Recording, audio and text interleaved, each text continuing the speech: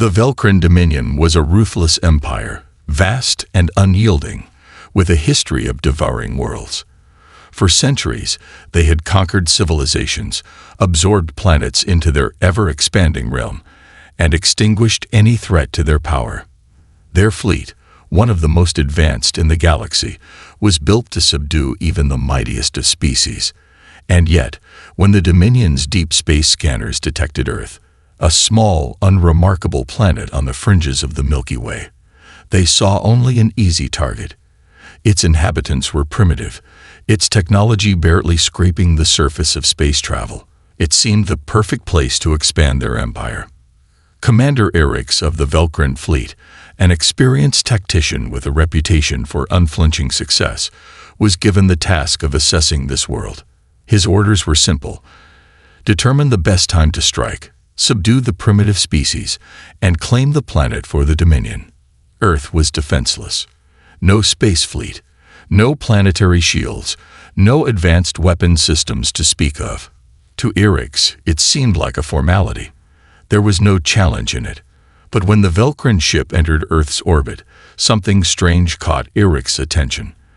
There was a history here, a history that didn't make sense. Scanning the planet's surface, he discovered a pattern. Earth, despite its lack of any military might, had somehow avoided any serious invasion attempts from outside forces. No advanced empire had touched the world.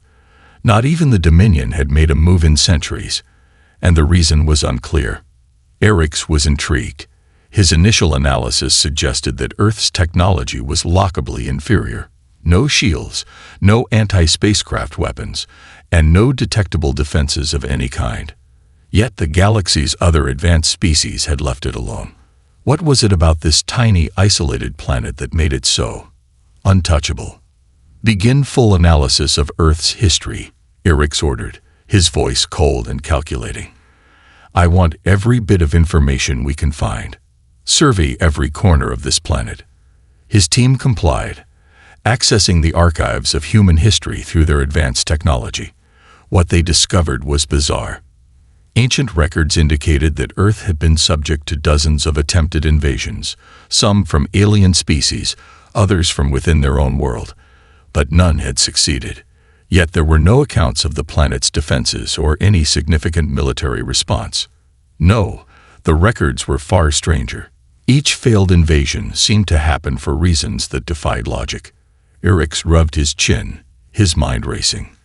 Why hasn't this planet fallen? He muttered to himself. He couldn't shake the feeling that something was hidden beneath the surface, something that kept Earth safe from even the most powerful empires. And for the first time in his career, Commander Erix felt a flicker of doubt. He wasn't sure why, but Earth seemed different, and he was about to find out why. As Erix dug deeper into Earth's history, a disturbing pattern began to emerge. On the surface, the planet appeared utterly defenseless. Its cities full of squabbling nations, plagued by war, poverty, and disorder. Yet there was a strange consistency to the stories of failed invasions. The Dominion had records on dozens of species that had attempted to conquer Earth over the centuries, some older than the Dominion itself. Each one had failed, often in inexplicable ways. No advanced weapons were ever deployed by Earth's defenders. No armies rose up in resistance. The planet's enemies simply vanished. Erix was perplexed.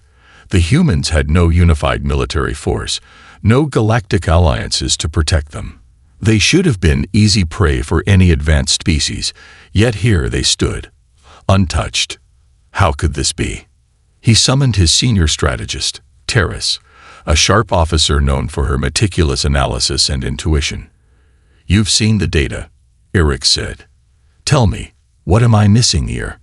Terrace studied the data, her face illuminated by the flickering holograms of human history. It's strange. We know the history of failed attempts, but we don't have any records of actual conflict. At least, not in the way we understand it. These invaders, they don't seem to fall to military might or planetary defenses. It's as if they simply disappear. Erix leaned in. Disappear? How do you mean? Look at this one. Terrace said, pulling up an ancient record from a failed invasion by a species known as the Gorthax, a race of insectoid conquerors.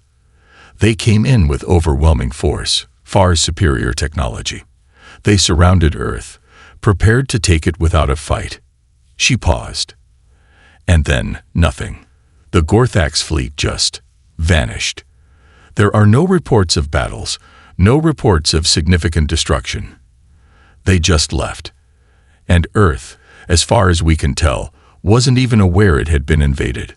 Eric's eyes narrowed. This is impossible. Are you telling me the Gorthax retreated because of no resistance? It's more than that, Terrace said, switching to another file. There are several instances like this. Gorthax, the Ivar, the Enzoth, all of them far more advanced than Earth. All of them failed to even land successfully. Earth has no major military, no high-tech weapons. It's as if the invaders didn't even have a chance to engage. Eric's paced, mind racing. No battles, no losses, no victories. But they all failed. Why? What happened to them? Terrace had no answers. Neither did the records. It was as if something invisible had been preventing Earth from falling. Some force, some unknown factor that no one had accounted for. It made no sense. But there was one thing that Eric's did know. The more he looked at this planet, the more he realized that conquering Earth was not going to be as simple as he'd assumed. Something was keeping it safe. A deep unease began to settle in Eric's gut. We need to get eyes on the ground, he said finally. Let's see how these humans defend themselves in the present. Maybe we'll find the key. Terrace nodded, but she couldn't shake the feeling that whatever kept Earth safe was far more complicated than they could understand. And the more they dug, the more they were certain of one thing. Earth had secrets. Secrets that might be too dangerous for the Dominion to unravel. As the Velcren ship prepared to land in the heart of the United States, Eric's looked out at the planet below. He wasn't just preparing to conquer it anymore. He was preparing to confront something far more mysterious, something that might make Earth the most dangerous place in the galaxy. Commander Eric stood on the bridge of his ship, staring at Earth through the viewports. The mystery of the planet had only deepened. Now, the time had come for a closer look.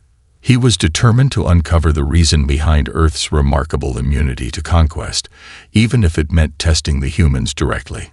His plan was simple. Send a small team down to observe, infiltrate a human population, and gather intelligence on how they defended themselves, if, in fact, they defended themselves at all. He dispatched Terrace, his most capable officer, to the ground. Posing as a human scientist, she was to blend into Earth's society and gather more data, all while avoiding detection. Eric's knew it was a risk, but he had no intention of underestimating Earth any longer. He needed answers, and Terrace was his best chance to find them.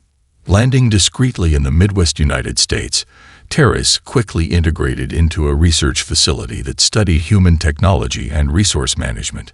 The building was a small, inconspicuous one, nothing more than a few dozen scientists working on projects related to energy conservation and sustainable agriculture. The facility, however, was uniquely placed within a region that had recently been hit by a series of devastating storms and earthquakes, events that seemed to disrupt the normal course of life. Terrace quickly became acquainted with Dr. Maya Holt, a brilliant but unassuming astrophysicist who had been tasked with a project on climate change and the increasing unpredictability of Earth's natural phenomena. Maya, with her curly hair and intense eyes, was sharp but not at all what Terrace expected from a human. She wasn't just intelligent. There was something in the way Maya approached problems that suggested a deeper understanding of chaos, unpredictability, and survival. That was the first clue. The second came when the facility was attacked. A group of mercenaries, likely hired by some unknown party looking to disrupt the research, stormed the facility, armed with high-tech weapons and advanced security gear. Their objective was simple: seize control of the facility and force the scientists to hand over their research. At least, that's what they thought. Terrace observed from a distance, confident the human scientists would be helpless against such a well-coordinated assault. But Maya Holt didn't freeze. She didn't panic. Instead, she moved swiftly, directing the facility's staff into makeshift barricades, reactivating an old communication system, and shutting down critical power feeds to the mercenaries' equipment. Within minutes, she had organized a counterattack, using nothing more than fire extinguishers, a few basic electrical tools, and sheer ingenuity. The mercenaries, clearly unprepared for such resistance, were caught off guard. Terrace was forced to watch as Maya's team turned the tide with nothing more than human resourcefulness. When the authorities arrived, the mercenaries were already subdued, their high-tech weapons useless against a team of people who had simply refused to give up. Terrace couldn't believe her eyes. It was one thing to read about human history, their knack for surviving impossible odds, but to see it firsthand was something else entirely. Maya Holt, an ordinary scientist, had not only organized a defense, but had done so with no prior military training. She had no advanced technology at her disposal. And yet, somehow, she had outsmarted the attackers. Terrace reported back to Eric's, shaken. The humans, she said, they don't just survive. They adapt. They think their way out of anything. Eric's, listening intently, felt the first twinges of unease. He had expected to find weakness, fragility, but what he found was something altogether different. Perhaps Earth's defense wasn't in technology or military force.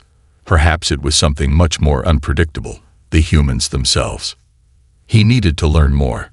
Earth's secret was still hidden, but Terrace was now convinced it was no longer about simply overpowering them.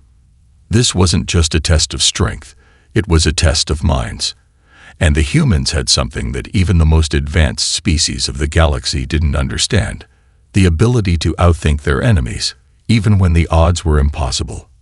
The true challenge had only just begun. Commander Eric's was growing impatient. Terrace's report had shaken him, but it hadn't given him enough clarity. Earth's inhabitants, particularly humans, had demonstrated a shocking level of resourcefulness. He could not dismiss it as luck any longer. It was clear now that something about the human species made them more dangerous than they appeared at first glance. They had no advanced weapons, no sophisticated military forces, and yet they had managed to repel every invasion attempt throughout history. It was not physical strength that protected them. It was something deeper, something unpredictable. Eric's decided to escalate the investigation. If the humans truly had the capacity to adapt to any situation, he would put that theory to the test. He ordered his fleet to deploy a covered invasion, small, tactical, and precise, to simulate what an actual Dominion occupation might look like. His goal was to push the humans to their limits, to force them into a response, and to uncover the mechanism that allowed them to consistently avoid destruction. The Dominion dispatched a fleet of 5 advanced stealth ships equipped with cloaking devices, superior weaponry, and specialized assault teams. They would infiltrate a major urban center, targeting a city on the west coast of the United States. It was a population center, densely packed with civilians, but also a hub of technological innovation, perfect for testing how the humans responded to a real threat. The plan was simple: strike quickly, neutralize any immediate resistance, and observe how the humans reacted.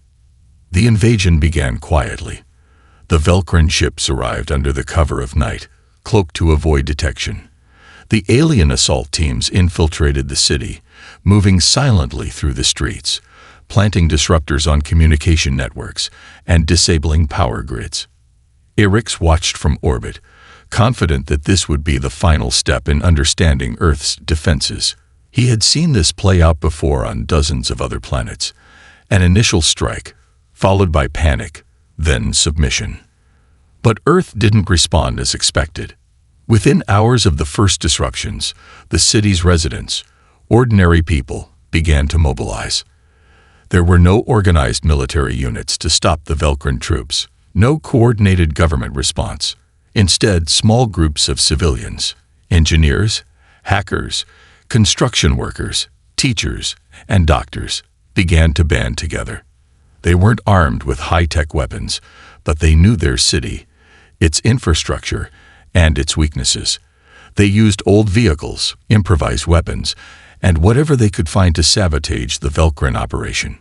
Irix watched, bewildered, as a team of civilians, armed with little more than fire extinguishers and tools, disabled one of his stealth ships. They had cut through a primary power conduit, temporarily disabling its cloaking device. When Velcrin soldiers tried to engage them, the humans adapted once again, using their knowledge of the city's layout to set traps and ambushes. Terrace, now observing from the ground, could hardly believe her eyes. "They're not fighting like soldiers," she reported to Irix. "They're using their environment, every nook and cranny, every vulnerable point, to their advantage. It's like they know what we'll do before we do it." Irix's mind raced. This was not just resistance. This was a level of tactical ingenuity that he had never seen before. The humans were turning their own city into a battlefield, exploiting the smallest weaknesses with precision. Their survival instinct wasn't just about physical endurance. It was about adaptation, improvisation, and unpredictability. This wasn't a simple rebellion. It was as if the planet itself was challenging the Velcrins. The attack was beginning to unravel. The Velcrin forces had been outnumbered, outsmarted, and outmaneuvered by a population that was, by all measures, inferior in technology. Yet they were managing to hold their own, even defeat the alien invaders. Irix clenched his fists, struggling to understand what was happening. He had underestimated the humans, but now he had no choice but to admit the truth.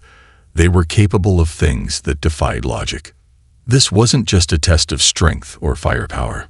It was a test of the human mind, and the Velcrins were losing. Commander Irix stood on the bridge of his flagship, eyes narrowed in frustration as he watched the events unfolding on Earth. The Velcrin invasion had failed, but not in the way he had anticipated. His soldiers, equipped with the latest technology, had been outsmarted by a ragtag group of humans armed with little more than tools and sheer willpower. The complexity of Earth's defense was becoming clearer, and yet he still couldn't pinpoint the source of their power. What is it about these humans? Irix muttered to himself. How can they adapt so quickly? To get to the bottom of this mystery, Irix ordered the deployment of his best researcher, Vera, a brilliant Velcrin scientist, known for her ability to crack the most complicated codes in the galaxy. Vera had been the one to uncover many of the Dominion's greatest technological breakthroughs, and now, Irix hoped she would be able to unravel the secret of Earth's survival. Vera, with her sharp intellect and cold demeanor, wasted no time. She analyzed every piece of data the Velcrin fleet had gathered on Earth. The historical records were voluminous, centuries of failed invasions, each one more baffling than the last. She dug into every attempt by alien races to conquer Earth, searching for patterns, anomalies, anything that might explain the planet's uncanny ability to resist destruction.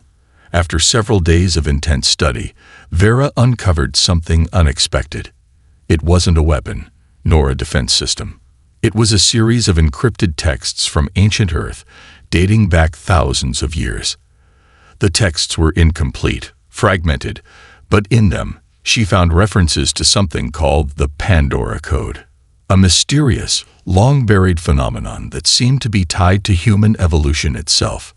The Pandora Code, according to these ancient texts, was a hidden mechanism within the human brain, a dormant defense trigger that activated when the species was faced with extinction-level threats. Vera was intrigued. It wasn't an external force that had kept Earth safe. It was something intrinsic to the humans themselves. The Pandora Code appeared to be a deeply embedded survival instinct that unlocked under extreme pressure, enhancing human creativity, resourcefulness, and the ability to think through impossible situations. It was as if humanity's very biology had been designed to outthink and outmaneuver any threat, no matter how advanced. But why had this code been hidden? Why was it so powerful yet dormant? Irix, after hearing Vera's findings, was both stunned and alarmed. He had suspected something was off with Earth's defenses, but this was something far beyond his expectations. A biological defense mechanism, he said, pacing back and forth. But how do we counteract it? Vera paused, contemplating the implications. It seems to activate only under extreme stress, when survival is at stake. The humans, when pushed to the brink, have an innate ability to innovate, adapt, and even turn the odds in their favor. It's as if their minds unlock untapped potential when they face existential threats. Eric's eyes flashed with realization. That's why no one has been able to conquer Earth.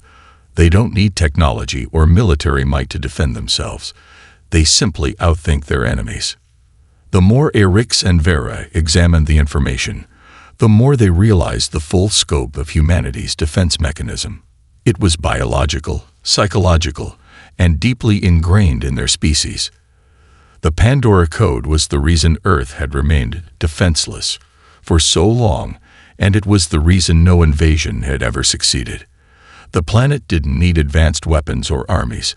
It had something far more dangerous: the ability to adapt, improvise, and overcome. Eric's felt a shiver run down his spine. Earth wasn't a defenseless world. It was a sleeping giant, and the Velkrans had just woken it up. As the Velkran fleet regrouped in orbit above Earth, Commander Eric stared out at the swirling blue planet below. His mind raced with the implications of the Pandora Code, an ancient biological defense mechanism embedded deep within humanity's evolutionary makeup. It was a code that allowed humans to outthink, adapt, and ultimately defeat invaders, regardless of technological superiority. Eric's had underestimated Earth, and now, it seemed, he was about to pay the price. The invasion was a failure, but the Pandora Code had not yet revealed all its mysteries. What if the code was stronger than he anticipated? What if Earth's true power lay in something even more unpredictable than their survival instinct? Eric's was not one to back down easily. The Dominion had resources beyond imagining. It could crush any planet, no matter the opposition. But the growing resistance on Earth, fueled by humanity's latent ingenuity, was not something he could simply ignore. If this code was as dangerous as Vera believed, then Earth represented a unique kind of threat, one that could not be defeated with conventional means. To understand it, they would need to engage with Earth's most resourceful people directly. Eric's ordered a full-scale covert operation, one unlike any the Dominion had attempted before. Rather than relying on brute force, he sent down specialized teams of Velkran operatives to infiltrate and engage with Earth's resistance. These teams would blend in with human society, planting operatives inside key human groups to learn how they adapted, how they thought, how they survived. Terrace, who had observed the humans firsthand, was tasked with leading this new mission. Her objective was to get close to the human resistance leaders, to study them and understand what made their minds tick. She was given clearance to do whatever was necessary to learn their secrets, whether it meant befriending them or manipulating them. She chose to follow Dr. Maya Holt again, the human scientist who had proven herself more capable than any soldier. Maya's ingenuity and leadership had played a pivotal role in thwarting the Velkran's previous efforts. Terrace saw an opportunity in her. If anyone could provide answers about the Pandora Code, it was Maya. Terrace embedded herself within Maya's group, posing as a researcher from another human faction. But she wasn't the only Velkran operative working in the shadows. Across Earth, other Velkran agents were mingling within human resistance cells, studying the tactics and strategies that had allowed the humans to thwart the Dominion's forces. It didn't take long for Terrace to realize just how deeply the Pandora Code ran within humanity. Every resistance leader she encountered seemed to have an instinctive grasp of tactical thinking, able to read the terrain, predict the enemy's moves, and act decisively under pressure. No one, it seemed, could outthink the humans when their backs were against the wall. But something about Maya stood out. Maya wasn't just reacting to the pressure, she was anticipating it. She wasn't just surviving, she was planning the next moves of a war that hadn't even started yet. Terrace felt a growing unease. The Pandora Code wasn't just a defense mechanism. It was a driving force within humanity that evolved alongside their civilization. But the more Terrace observed, the more she realized. Humans were not merely defending their planet. They were preparing for something much bigger. A war that would not just repel the Velkrans, but send a message to every other empire in the galaxy. Erix was right to be concerned. The Pandora Code was far more than just an instinctive survival trait. It was humanity's weapon of mass resistance, and it was far stronger than the Velkrans could have ever imagined. Terrace had spent weeks embedded within Maya Holt's inner circle, growing more and more convinced that Earth's survival was no accident. The human's ability to anticipate threats, adapt to changing circumstances, and come up with creative solutions to insurmountable problems wasn't just luck. It was a force of nature, a genetic trait that had been cultivated over millennia. It wasn't simply survival. It was an instinctual drive to win against all odds. Despite her growing understanding of humanity's resilience, Terrace began to feel a sense of dread she couldn't shake. These humans, even with all their limitations, had something no other species seemed to have: an endless capacity to innovate, to surprise, to find a way where there was none. Maya Holt, in particular, fascinated Terrace. The astrophysicist was unlike any human Terrace had encountered. Maya wasn't just reacting to the Velkran threat. She was thinking several moves ahead, laying the groundwork for a counter-offensive the Velkrans had no way of predicting. Every day, Maya's team had a new plan, a new approach to tackling the invaders, and it wasn't just brute force. It was intelligence, subversion, and sabotage. Maya had the ability to understand the Velkran strategy before they even launched it. In their most recent encounter, Maya had led her team into one of the Velkran infiltration zones and turned the tables entirely. By hacking into Velkran comms, Maya had fed false intelligence back to Erix's forces, causing them to engage in a strategic retreat to a location that had been deliberately rigged with traps. What should have been a decisive blow had turned into a disastrous miscalculation, and the human resistance had emerged victorious once again. It wasn't just luck. Maya's mind was unlocking patterns, anticipating moves, and bending the invaders' will to her own. It was clear now. Maya was no ordinary human. She was a direct product of the Pandora Code, a human whose very mind operated on a level the Velkrans couldn't comprehend. Terrace had to report back. The mission was growing increasingly dangerous, and the longer she spent with Maya, the more she questioned her loyalty to the Dominion. The Pandora Code was not something the Velkrans could conquer. It was something they might have to face directly. Erix, meanwhile, was growing desperate. The Velkran fleet had tried everything: small skirmishes, direct assaults, even subversion. But every move they made was countered by humanity's ingenuity. The longer they stayed, the clearer it became. Earth was not just fighting for survival. It was evolving. And the more the Velkrans pushed, the more dangerous the humans became. Terrace knew the moment had come for her to make a choice. She had witnessed firsthand the brilliance of Earth's defense, and now she had seen something that terrified her. Their potential for adaptation wasn't just biological. It was cultural, psychological, and perhaps most dangerous of all, it was collective. Maya Holt was leading a movement that was beginning to inspire millions of others around the world. Humanity wasn't just fighting back. They were preparing for a war on their terms. In the silence of the night, Terrace made a decision. She would go to Maya, not as an infiltrator, but as an ally. The Pandora Code had already begun to change the course of the war. And soon, Erix would learn that humanity's greatest weapon wasn't in their tech, but in their minds. The tide had turned, and Erix was losing control. The decision to approach Maya Holt was not one Terrace took lightly. For weeks, she had watched the human scientist lead her team, outsmarting and outmaneuvering the Velkran forces at every turn. The Pandora Code had already begun to transform the war, but it wasn't just the biology of the humans that was changing things. It was their collective mindset, their ability to adapt and innovate faster than the Velkran invaders could respond. Terrace knew that the Velkrans couldn't afford to lose this war.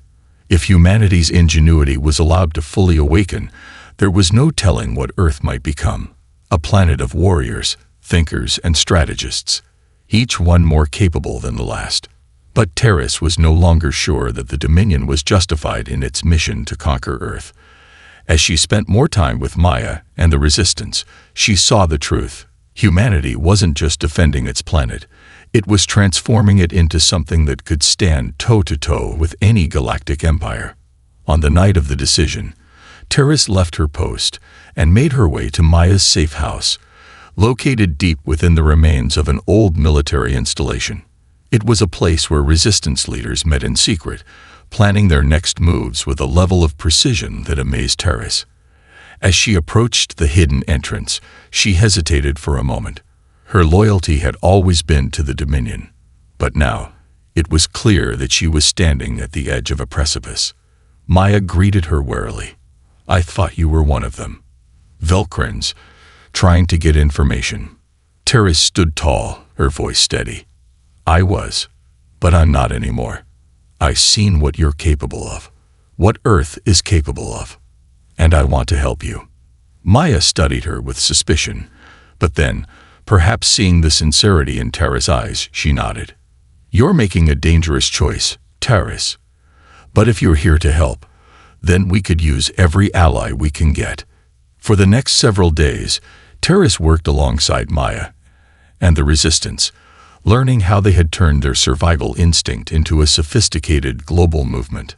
Together, they crafted plans to not just repel the Velkrans, but to strike back, using Earth's resources in ways that the Dominion had never imagined.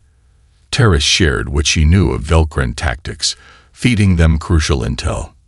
Maya's team, in turn, taught Terrace about the full extent of the Pandora Code, how humanity's minds, when pushed to the edge, could unlock new realms of possibility. Meanwhile, Erix was growing increasingly desperate. His fleet had suffered countless defeats, each one more embarrassing than the last. His operatives had underestimated humanity's resilience, and now, the war was escalating beyond his control. The Dominion was no longer just facing a planet of defenseless creatures. It was up against a species that was capable of reshaping the very rules of war. In a final decisive moment, Terrace made contact with Erix, speaking directly to him. "The humans have already won, Commander. Not with weapons, not with force, but with something the Dominion cannot comprehend: resilience, intelligence, and the will to fight." Erix, seething with anger, finally understood. The Pandora Code wasn't just Earth's defense, it was their future. The war was over before it had truly begun. The humans had evolved into something that the Dominion could not conquer. And as Terrace watched Maya prepare to take the next step in the Resistance's strategy, she knew Earth had already won the war, for in their minds, humanity's victory was only just beginning. The galaxy would never be the same.